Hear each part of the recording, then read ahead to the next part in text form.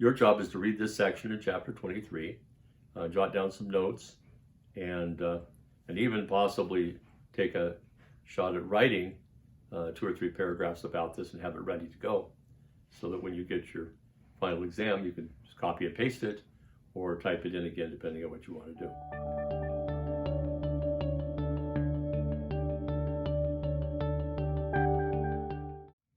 So this is a very important question, and there is a debate on both sides.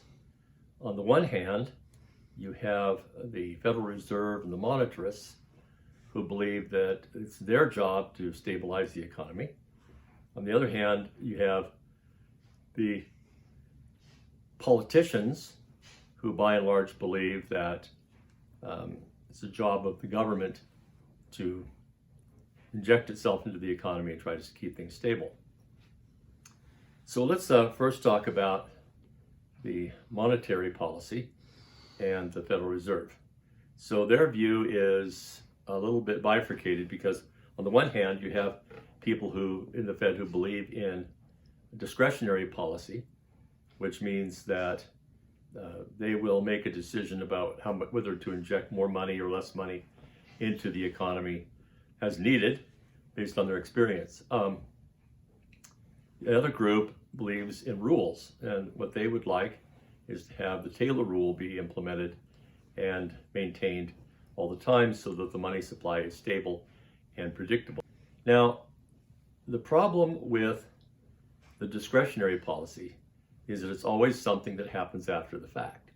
So they wait till something happens, they see there's a problem, and then they try to interject the money into the economy in an effort to try to turn things around. Well, let's think about this for a minute. So by the time they know there's a problem, which usually takes 3 months because they get the quarterly results, so they're not going to really know anything about the status of the economy for at least 3 months after the fact.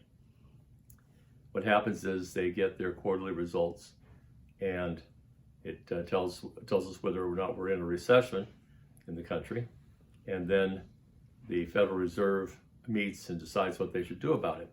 So let's say that they look at that and they decide that the economy needs more money. So then they implement their open market policy, and they start pumping money into the economy by buying U.S. Treasuries. That money gets out into some people's hands, goes into people's savings accounts initially, and if it doesn't get reinvested in something else, it might get out into the economy to some degree. But very little of it will. And what we know is that most recessions only last 2 to 3 quarters. And by the time they get the money into the economy, 3 quarters have already gone by. And so the timing problem is significant with monetary policy if it's a discretionary policy. The rules-based policy is a little bit better because it has some ex ante benefits in the fact that they're stabilizing the money supply all the time.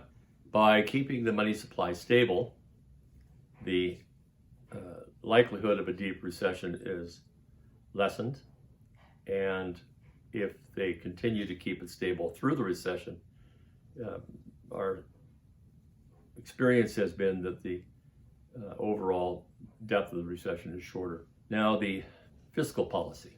Well, so fiscal policy is about government spending into the economy. And what happens is that some kind of event occurs, like what we've just gone through with this pandemic, and the politicians believe that they have to do something.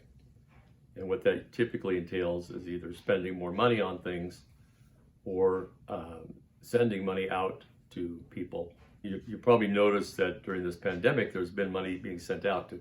There's also been a number of programs launched where the government's spending money. So the government has been producing ventilators, the government has been moving ships around and so forth.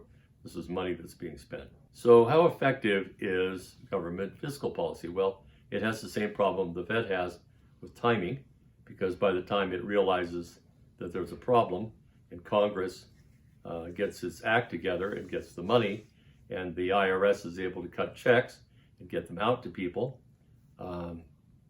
several months have gone by, and here we are sitting in April, and the beginnings of this problem started in January. So it's taken almost a quarter just to get started with these benefits, and how much really is it going to help? They have the government go into debt another $4 trillion, and they dole it out to people, or they spend it in hopes of turning the economy around. But what it generally does is put the economy in greater debt and create inflation. The other view is, of course, that we don't do anything, that the government should stay out of it, try to balance the budget, stop doing these kinds of things, let the economy recover on its own. The Fed should have a rules-based approach and just maintain the money supply at a consistent level relative to the population size and GDP, and minimize inflation. It's very difficult for the politicians to keep from meddling. They like to get their hands in things and come up with an excuse to spend more money.